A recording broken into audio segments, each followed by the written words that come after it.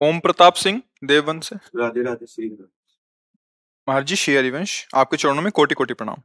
महाराज जी, ठाकुर जी की इच्छा से हमारा कार्य क्षेत्र राजनीति बना है, तो हमारे समर्थक या शुभचिंतक जो लोग हमें राजनीति में सपोर्ट करते हैं, वो हमसे उम्मीद रखते हैं कि हम भी उनके मान सम्मान में या विपत्ति में समय पे उनका साथ दें। लेकिन कुछ स्थिति ऐसी आ जाती है जिसमें समर्थक दोषी हो, तब भी उनका साथ देना पड़ता है। तो ऐसी स्थिति में क्या करना चाहिए जो राजधर्म भी बचा रहे और समर्थक भी बचा रहे? कृपया मार्गदर्शन करेंगे, धर्म को पहचानने के लिए आशीर्वाद दें।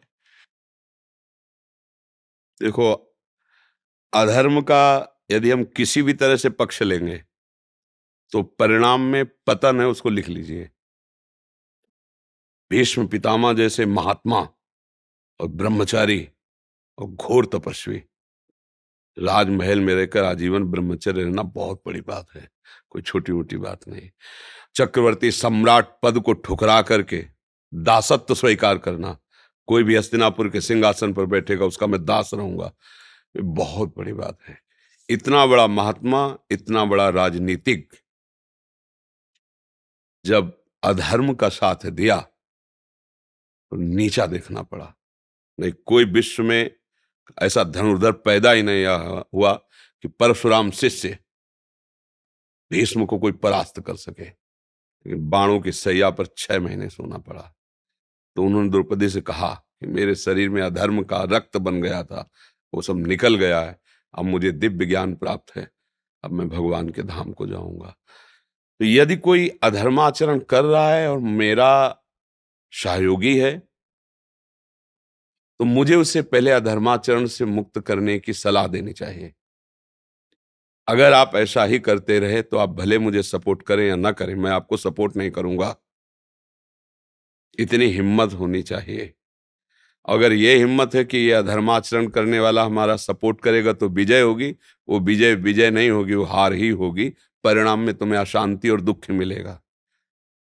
अगर धर्म के द्वारा पक्का समझ लेना, जहां कहीं झंडा झूम रहा है ना, वो धर्म के कारण झूम रहा है, किसी का भी झूम रहा हो, चाहे वो पुण्यात्मा हो, चाहे महात्मा हो, चाहे वो गृहस्थ हो, चाहे कोई हो।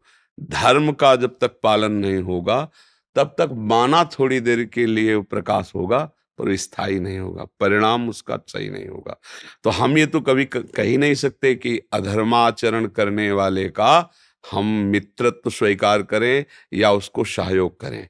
हमारा मित्र वही है जो कुपथ निवार सुपंथ चलावा। कुमार्गगामी मित्र को कुमार्ग से हटाकर सुमार्ग में चलाना, ये मित्र का कर्तव्य होता है। उसके कुमार्ग को पुष्ट करके अपना काम बनाना, ये शत्रुता का काम होता है, मित्रता का कार्य तो होता नहीं। तो आप भी उसके साथ मित्रता का व्यवहार ना करके शत्रुता का व्यवहार करेंगे यदि गलत आचरण करने वाले को आप सपोर्ट करते हैं तो। क्योंकि अगर वो किसी तरह से असहाय होता है और तुम्हारी बात मान जाता है, अधर्म छोड़ देता है, तो उसका मंगल हो जाएगा। ये कुछ दिन का कार्य क्षेत्र है मनुष्य जीवन का।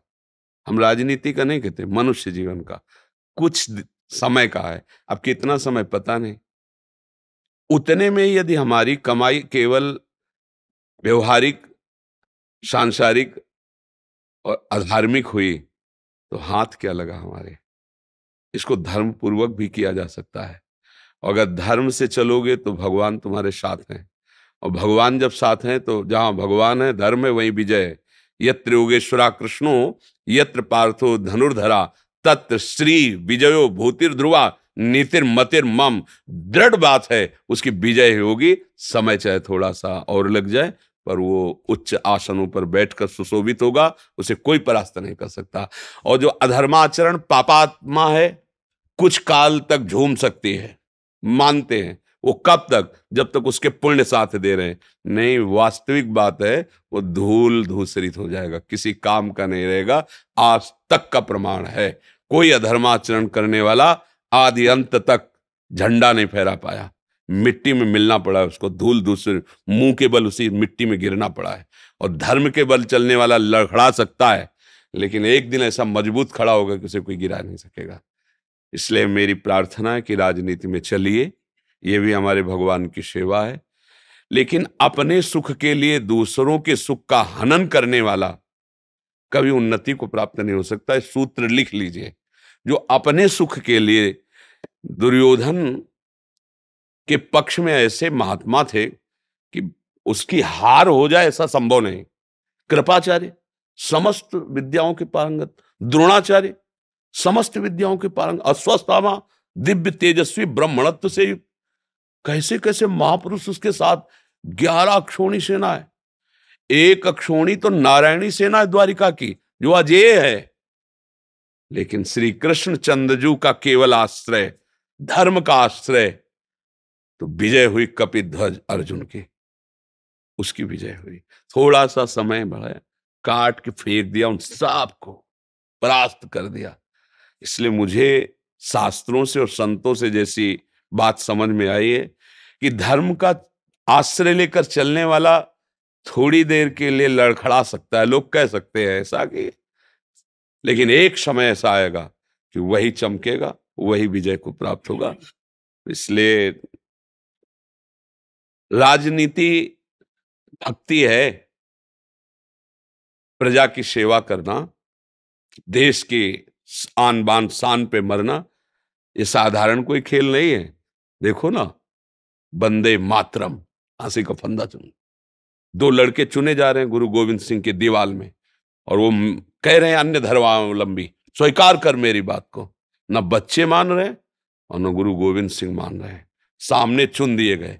ये है अपनी देश की भक्ति। मेरे प्राण चले जाएं या मेरे परिवार के प्राण चले जाएं, हम तिरंगे के लिए समर्पित हैं। हम अपने पद के भोग के लिए नहीं। हम अपने अगर देश के 10 लोगों की सेवा कर ली तो हम भारत की सेवा कर रहे हैं।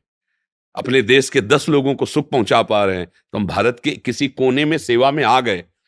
जो भी पद है वो हमारे भारतीय जनों को सुख पहुंचाने के लिए है।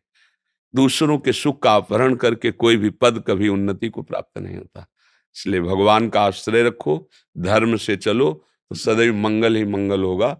ये हम शास्त्रीय और संत महात्माओं और धर्मात्माओं के अनुभव को मिलाकर आपसे बात कर रहे हैं। समझ में आया? कोई प्रश्न इसमें?